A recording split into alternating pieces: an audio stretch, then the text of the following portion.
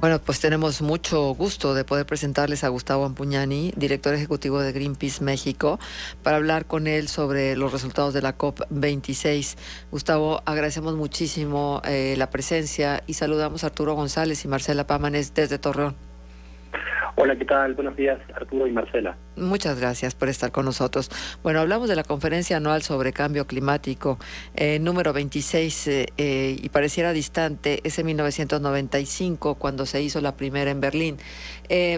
Gustavo, ¿qué ha pasado durante todo este tiempo y dónde estamos parados de cara precisamente a los acuerdos logrados por la COP26? Pues mira, si me tengo que referir a lo que ha pasado desde 1995 a la fecha, y siendo más optimista, diría que en términos generales la comunidad internacional se ha puesto de acuerdo de manera casi unánime en que el cambio climático es la peor amenaza que enfrentamos como humanidad y que este problema está asociado a actividades humanas que tienen que ver con la producción y el consumo de energía principalmente. O sea, no fue fácil llegar a ese consenso, pero si lo queremos ver en este marco de tiempo, desde 1995 a la fecha, podemos decir que todos los países están de acuerdo en que este es un gran problema, que hay que resolverlo de manera urgente, y que las causas o las consecuencias más bien derivadas del cambio climático son muy dramáticas, principalmente para los países en desarrollo.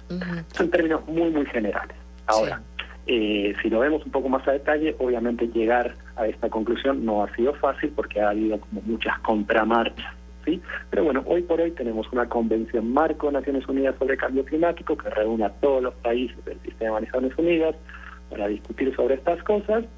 Y por otro lado tenemos como un acuerdo de referencia, que es lo más firme que hoy por hoy tenemos, que es el Acuerdo de París, surgido en el año 2015. Ahora bien, sin duda esto no es suficiente para poder resolver el problema, porque lo que estamos viendo es una diferencia de ritmos. Por un lado, un calentamiento global muy acelerado, muy rápido, con consecuencias e impactos que se están sintiendo en todos los países del mundo, y con unas negociaciones en materia de cambio climático que son muy lentas porque no llegan a traducirse en las acciones que la ciencia recomienda que se tienen que tomar para poder frenar y limitar el aumento de la temperatura. Entonces ya si vamos a la COP26, que está terminando el día de hoy, pues en realidad como Greenpeace somos bastante pesimistas en el resultado. La COP todavía no ha terminado, todavía no se ha presentado el texto final, pero lo que nosotros estamos analizando de los textos borradores es que hay algunos países que buscan diluir el lenguaje. ¿Esto qué quiere decir? Que buscan cambiar ciertos párrafos de la declaración final para tener una declaración débil que no reconozca cuál es la causa del problema y cuáles son las necesidades y las acciones que se deben tomar. Para decirlo más concretamente, en el último borrador que hemos visto, se menciona la necesidad de eliminar gradualmente los subsidios a los combustibles fósiles, petróleo, gas y carbón, y se hace una mención particular para eliminar progresivamente el uso del carbón para la producción de energía eléctrica. Esto está siendo boicoteado por países como Arabia Saudita y como Australia. Y ahí sigue la tensión, porque todavía no se ha resuelto. Por otro lado, el texto también menciona la necesidad de acelerar el flujo de recursos económicos financieros de las naciones ricas, de los países desarrollados, a los países en desarrollo para poder hacer frente a el cambio climático. Esto también está siendo disputado por los países desarrollados. Entonces estamos entrampados en este tipo de negociaciones por comas, por corchetes, por paréntesis, por palabras, y la verdad eso, o sea, sí tiene cierto sentido dentro del marco de negociaciones multilaterales, pero no llega a satisfacer la exigencia de millones de ciudadanos de todo el mundo, que le estamos pidiendo a las autoridades de los diferentes países y a las empresas que dejen de consumir combustibles fósiles y que se haga como una transición y un cambio de raíz, que prácticamente es un cambio de raíz del modelo económico. Claro. Por eso es complejo. Claro, sí, sin duda alguna. Ahora, el hecho de que estos tratados sean firmados por 197 países que han estado sobre el tema del cambio climático, ¿garantiza que la firma luego se traduzca en experiencia de vida? Porque desgraciadamente es políticamente correcto adherirse, pero lo que ya no les gusta es cuando se ven afectados los intereses económicos de un sistema que domina en este momento. Sí, totalmente de acuerdo contigo. No lo garantiza y ya lo hemos visto tristemente cuando los países desarrollados se comprometieron a reducir emisiones dentro del protocolo de Kioto, y ahora con el Acuerdo de París. O sea, en Kioto, pues los países desarrollados no hicieron el esfuerzo que se habían comprometido a hacer.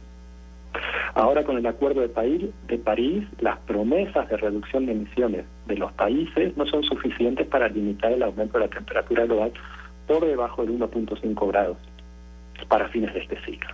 Es más, si sumamos todos esos objetivos de reducción de los diferentes países, la temperatura estaría aumentando alrededor de 2.7 grados, la temperatura promedio. Este es el doble de lo que se dijo que debería aumentar dentro del texto del Acuerdo de París. Entonces, independientemente de lo que hagan los países o no en este foro multilateral, nosotros creemos que a nivel país y ciudadanía no debemos de seguir demandando acciones a nuestros gobiernos, sean gobiernos nacionales, sean gobiernos estatales o municipales. Hay mucho por hacer, hay muchas oportunidades para poder reducir emisiones de gases de efecto invernadero, tanto en el sector de energía, como en el sector agrícola, como en el sector transporte, como en el sector industrial, y es la ciudadanía que no tiene que bajar los brazos y seguir demandando a quienes son los principales responsables o los principales usuarios o los que tienen un peso mayor de responsabilidad para revertir esta situación, que lo hagan. Gustavo Ampuñani, director ejecutivo de Greenpeace México, te saluda Arturo González, buenos días. Hola, Arturo. ¿Dónde está el principal obstáculo, Gustavo? ¿Es en las empresas, las grandes empresas vinculadas a estos sectores que están produciendo la mayor cantidad de gases de efecto invernadero? ¿Está en el cabildeo que hacen a los gobiernos para que no se aprueben ciertas medidas? ¿Son los gobiernos en sí, los burócratas involucrados? Porque luego suele ser como muy etérea la responsabilidad, ¿no? Son los gobiernos, bueno, pues sí, pero dentro del gobierno, ¿quién? ¿Son las empresas? Bueno, ¿son las empresas en realidad o los gobiernos que no les aplican las medidas que se tienen que aplicar? ¿Dónde está el obstáculo principal? ¿Cuál es la visión de Greenpeace respecto a esto? Mira, sin duda la responsabilidad principal está en las grandes empresas. O sea, los gobiernos generalmente cuando tienen que tomar decisiones escuchan más a los sectores industriales que a la ciudadanía. ¿Por qué? Porque bueno, hay una relación económica, comercial importante y pues hace que nuestra voz ciudadana siempre tenga un menor peso, a no ser que estemos mostrándole los cadáveres de la gente ahí en la puerta de donde toma las decisiones. Y no queremos llegar a eso. O sea, eso sería muy, muy lamentable. Mira, un dato que estuve leyendo hace unos días. En Glasgow, en la COP26, hay 503 personas asociadas a la industria de los combustibles fósiles. Es una delegación gigante.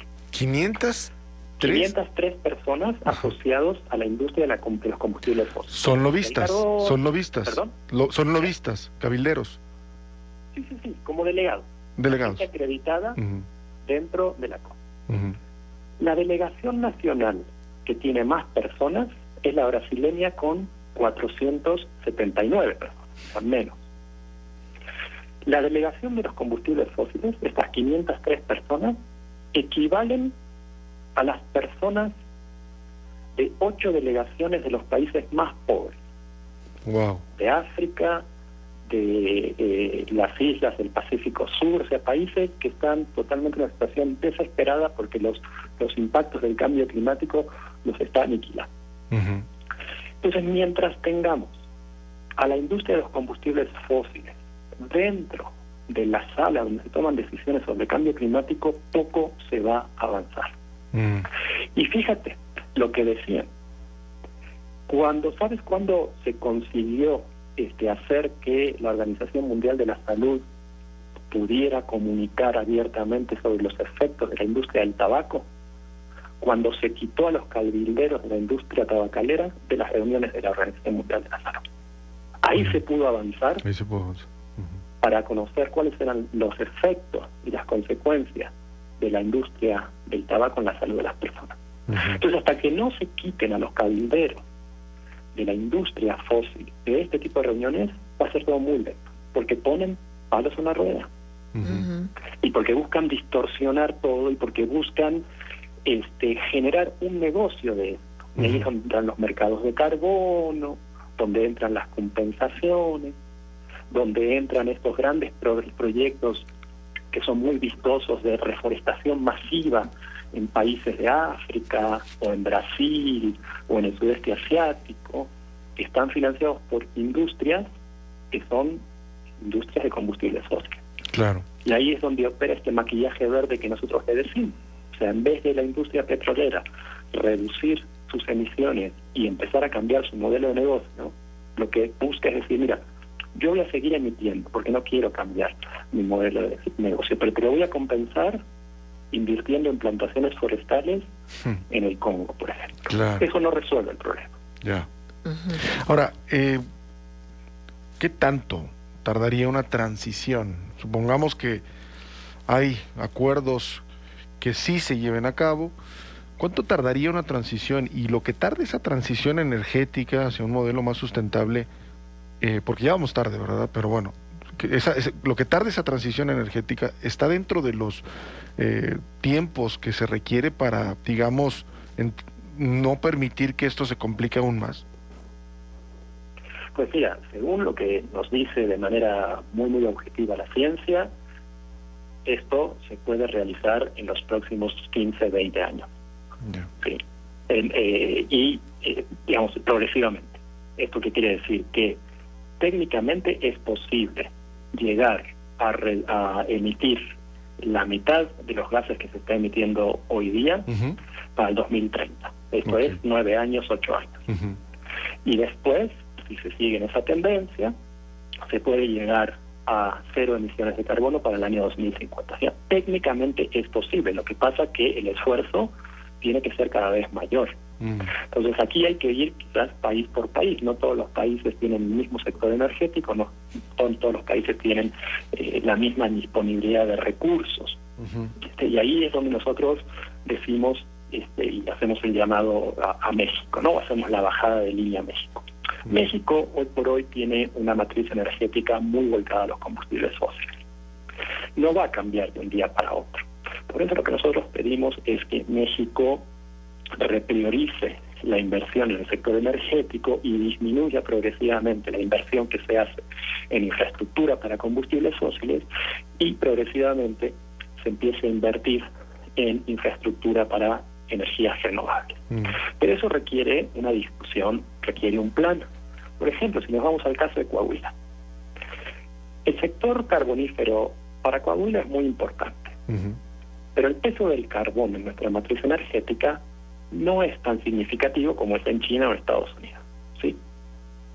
Para México sería mucho más fácil transitar ese sector carbonífero a un modelo distinto que para China o para Estados Unidos. Claro. Pero hay que empezar a discutir cómo va a ser esto. Y cómo va a ser no solo la transición en materia de tecnológica, si se quiere, porque no es esa sola la solución. Es cómo va a ser la transición de las personas que hoy por hoy trabajan en el sector carbonífero. O sea, cómo esas personas van a transitar a una industria distinta. ¿En qué hay que capacitarlas? Sí. ¿Qué tipo de técnicos hay que formar? O sea, ¿cómo sustituimos progresivamente el uso del carbón por otros energéticos? Claro. Y ya que es más pequeño, si se quiere, si lo comparamos, el sector es más pequeño si lo comparamos con el de la India, con el de Australia, con el de Estados Unidos o China, tenemos que empezar a dar esa discusión. Ujú. Y México podría ser ejemplo de transición, pero esa discusión no se está dando. Claro. Ahora, Gustavo, permítame preguntar la opinión de Greenpeace en torno al tema, ya que estamos ubicados ya en México, y cómo a algunos países se les facilitará seguir como esta línea en busca de un mejor expectativa para nuestro planeta. Te quiero preguntar, ¿cómo ven ustedes en Greenpeace el tema de la reforma eléctrica? Bueno, como todos hemos dicho, vemos algunos aspectos generales que son positivos, pero todavía nos queda mucha incertidumbre sobre la cuestión relacionada con la generación distribuida. Nosotros vemos bien que el Estado busque reposicionarse como líder y rector del sector. Estamos de acuerdo también en que muchos proyectos de energías renovables a gran escala se han implementado en el país a costa del despojo de los derechos de las comunidades, y eso es totalmente reprobable. Nos queda la duda respecto a lo de la generación distribuida. O sea, si bien la Secretaría de Energía ha dicho que se va a poder continuar a los pequeños productores, a los pequeños consumidores que quieren ser productores de energía, quieren producir parte de la energía que consumen en sus casas, por ejemplo, ¿no? O en las pequeñas comunidades, que quieran producir energía eléctrica hasta 0.5 megavatios a través de paneles solares, lo van a poder hacer. Eso lo ha dicho la secretaria. El tema es que eso no está reflejado explícitamente en el texto de reforma. Y ahí es donde nosotros queremos ver que de manera explícita se estimule el aprovechamiento de las fuentes renovables de energía a pequeña escala. Yeah.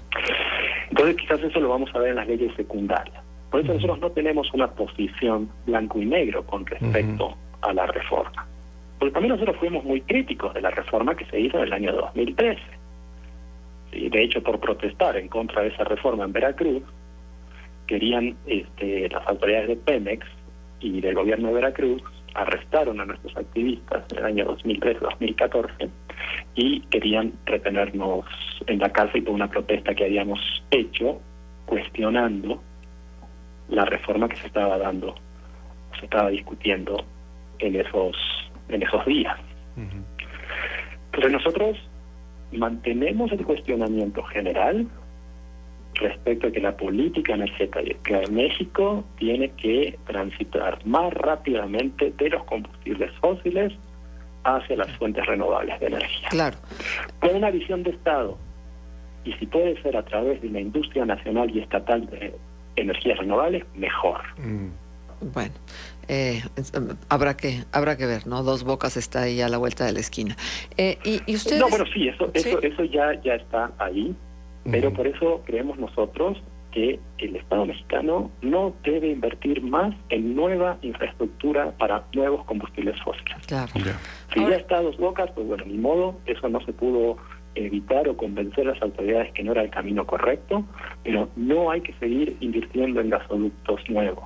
Claro. No hay que seguir invirtiendo en nueva exploración y extracción de combustibles fósiles, llámese gas, fracking, petróleo en aguas someras, en plataforma continental, en aguas profundas. Bien. En alguna de las publicaciones de Greenpeace dice, todavía tenemos que presionar a los gobiernos de todo el mundo para que hagan grandes recortes de carbono lo antes posible, refiriéndose a las conclusiones de la COP26. ¿Qué tipo de presión? ¿Cómo hacerles entender si un líder como Trump se cansó de cuestionar si lo del cambio climático era o no era verdad? ¿Qué tipo de presión? Mira, este es un llamado para no bajar los brazos, básicamente, ¿no? O sea, la presión, por un lado, es, digamos, hablando de nuestra organización en concreto, es con el equipo político que participa de estas conferencias, acercándose a los delegados de los diferentes países para proponerles cambios en el texto, para que los textos sean más progresivos, para que no se dejen marear por esta digamos, dilución de ciertos conceptos que son muy importantes mantener, etcétera. Ahí hay un tipo de trabajo. Pero el llamado general es para que la gente siga expresándose y siga haciéndole llegar a sus líderes gubernamentales la preocupación por el cambio climático. Sí, parecería que es estéril, pero hay que seguir haciendo ruido, hay que seguir saliendo a la calle, hay que seguir demandando a las autoridades de todos los niveles de gobierno que se hagan cosas. Y creo que si nos alejamos un poco de la dimensión nacional y nos vamos a la dimensión subnacional, ahí es donde podemos empezar a ver cosas positivas que se están dando. Por ejemplo, yo no conozco los detalles, pero el hecho de que el municipio de Monterrey se haya declarado en emergencia climática es algo que tenemos que ver con mayor atención, porque es el primer municipio del país que lo hace. No sabemos qué tan lejos van a ir en las acciones que va a tomar, pero esto es importante. La señal que se manda es importante. Después veremos si los planes de acción son consistentes con el anuncio. Pero sí estamos viendo que a nivel local hay mucho para hacer. Y el nivel local es el que más le importa a la gente, porque la gente vive en esas localidades, la gente vive en las ciudades. O sea, lo que se está haciendo en ciudades como Torreón, en la Ciudad de México, en Guadalajara, en Puebla, en Monterrey, en materia de cambio climático, tiene que ser mucho más tomado en cuenta que lo que generalmente se hace. Porque sí vemos cosas positivas. Vemos cada vez más carriles confinados para poder estimular una movilidad activa no motorizada. Vemos cada vez mayor inversión en transporte público. Vemos que las autoridades se preocupan un poco más que antes. O sea, no digo que sea suficiente, lo que estoy diciendo que es más que lo que teníamos antes. Por las áreas verdes. Estuvimos nosotros trabajando, por ejemplo, el tema de cómo se pueden reducir emisiones o estimular la reducción de emisiones del sector agrícola. Y que para eso era necesario estimular lo que conocemos como cadenas cortas. Esto es, cómo los productores de alimentos locales pueden llegar a su mercado de consumo más rápidamente y con menos intermediarios. Y cómo el consumidor de las ciudades mexicanas pueden acceder a productos agrícolas mucho más sanos, sin pesticidas y producidos por los agricultores y campesinos y campesinas cercanas a las ciudades en las que viven. Entonces, están pasando cosas a nivel local que creo que requieren mucha mayor atención, porque eso es lo que nos da la esperanza. Porque si solo nos quedamos en lo que está pasando en las COPs, realmente el sentimiento de frustración es muy grande, porque los países no llegan a ponerse de acuerdo en lo que nos gustaría que se pongan de acuerdo. Claro.